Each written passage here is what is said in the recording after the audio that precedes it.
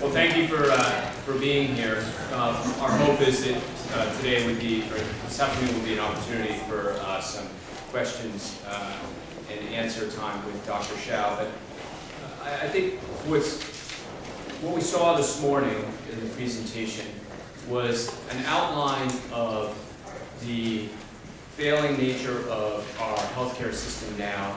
The fact that even under the federal healthcare bill, 32,000 Vermont residents will remain uninsured, and another 15% of Vermont residents will be without adequate health insurance. And even under the federal legislation, we will continue to have rapid cost escalation, such that we can expect that the number of uninsureds and underinsureds will increase. That's simply unacceptable. What we believe is that the principles that Vermonters expect are universal coverage, a containment of costs, and maintaining and improving the quality in our system. We believe that the outline that Dr. Hsiao provided today in his report meets those principles and moves Vermont forward. Failure to act, I believe, will be a failure of the system. Dr. Hsiao, I think correctly today, pointed out that if we do not act now, it is likely that we will be back here 5 years from now, even with the enactment of the federal legislation. It's my hope that some of the initial questions that are raised by the report that was seen today can be answered by Dr. Hsiao. But let's remember that this is the beginning of a process, not the end. And we will take the report that's been given to us. It has already been put forward to the committees, and we will start working on it immediately, working in concert with the Senate and with the administration to move forward this year. And I'll turn it over to the President Pro Tem. One of the things that it's interesting about this whole situation, and as Dr. Hsiao had pointed out, the unsustainability of the current system that we have. And so our job here is not just to take care of us today and the citizens of Vermont today, but also of future generations of Vermonters. This really is the core. We need to understand our responsibility to our children and our children's children. And one opportunity that I see here is the fact that I think we all know that far too many Vermonters have been using our emergency rooms as their primary care docs. And one of the reasons is because we have so few primary care doctors in Vermont today. And this is a problem that not only exists in this state, but across the country. And I'm hoping by the plan that we're able to implement, or the plan we're able to develop, that we recognize the importance of primary care physicians in maintaining the health and welfare of all Vermonters. And so key parts will include, of course, realizing the economic side of this, but also we'll take into consideration how we need to go ahead mechanically in the future to provide quality health care to all Vermonters. And as I said once before, too, as I believe that health care is a right, but as with other rights, there's also responsibilities. And those people who are here in Vermont, hopefully we'll have in this new system, everyone will recognize the importance of preventative care, and will take that upon themselves, not only for their families, but also for their families' families. So thank you very much, and right now I'll give you Dr. Hsiao. Good afternoon. You are glutton for punishment. I assume most of you were there this morning.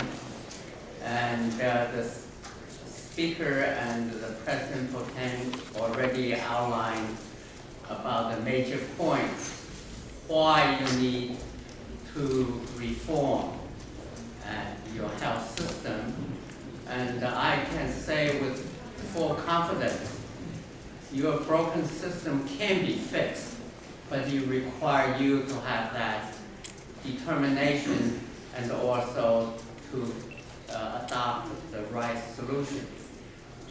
And in my presentation, I already outlined we will recommend option 3, and I already gave the reasons, as well as outlined that option will achieve what you specified in Act 128, which is universal coverage, covering every Vermont citizen, and to raise everyone's insurance benefit package to an adequate level, and control the cost escalation, and also build up the supply side.